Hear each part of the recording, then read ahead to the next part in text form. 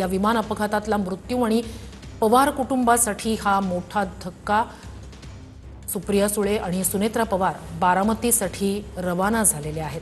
तर हॉस्पिटल बाहेर कशा प्रकारे कार्यकर्त्यांनाही दुःख अनावर झालंय त्याची आपण ही दृश्य पाहतोय। प्रत्येक कार्यकर्त्याच्या, प्रत्येक बारामतीतल्या माणसाच्या डोळ्यात आज सध्या अश्रू आहे, कारण अजित पवार हे फक्त एक राजकीय नेते नव्हते, तर आकांक्षा, उद्दिष्ट आणि स्वप्नांचे कट्टर समर्थक म्हणून अजित पवार यांची संपूर्ण देशातच ओळख राहिली। अशीच भावना माझ्या मनात येते, पण खूप खूप खूप धक्का बसला हे सगळं ऐकून, खूप धक्का बसला। त्या ठिकाणी प्रचारासाठी जात होते आणि त्यावेळी विमानामध्ये तांत्रिक बिघाड झाला आणि हा अपघात झाल्याचं प्राथमिकरित्या बोललं जात आहे। कसं पाहता याकडे एकंदरीतच तुम्ही? अपघात आहे, घातपात आहे, नेमकं काय वाटतं? नाही, काहीच माहित नाही। आता डीजीसीए कडनं आता ही फक्त बातमी तुमच्याकडून कळली।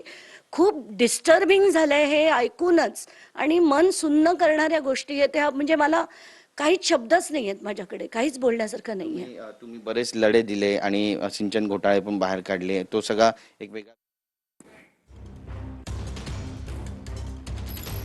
तर कार्यकर्त्यांसाठी हा किती मोठा धक्का ते आपल्याला या ठिकाणी खरं तर दिसतंय।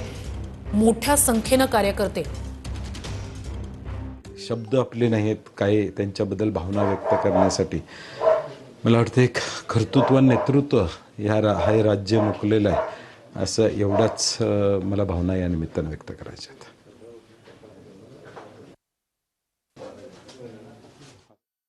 नेत्यांसाठी हा मोठा धक्का, कारण प्रचाराच्या रणधुमाळीत हे सगळे नेते सध्या होते। मुख्यमंत्री, उपमुख्यमंत्री दोन्ही हे जिल्हा परिषद आणि पंचायत समितीच्या साठी म्हणून प्रचार ठिकठिकाणी करत होते। बारामतीत अजित पवारांच्या सभा होणार होत्या, त्यासाठीच ते सकाळीच मुंबईहून विमानानं बारामतीसाठी निघाले। मात्र त्याच विमानाला बारामतीत विमानतळाजवळच भीषण असा अपघात झाला आणि याच विमान अपघातात अजित पवारांचा मृत्यू झालाय। हे त्यांच्या कार्यकर्त्यांसाठी अत्यंत धक्कादायक। तर अजित पवारांचे नेतेच नाही तर विरोधक देखील आजच्या या बातमीने हळहळलेले आहेत। सर्वांची एक बांधिलकी जपणारा असा नेता म्हणून अजित पवार यांची ओळख होती। जे आहे ते स्पष्टपणे तोंडावर असा अजित पवार यांचा नेहमीच स्वभाव राहिलेला आहे। त्यामुळे आडून आडून बोलण्यापेक्षा अगदी स्पष्टपणे जे काही आहे ते अजित पवार बोलून मोकळे व्हायचे।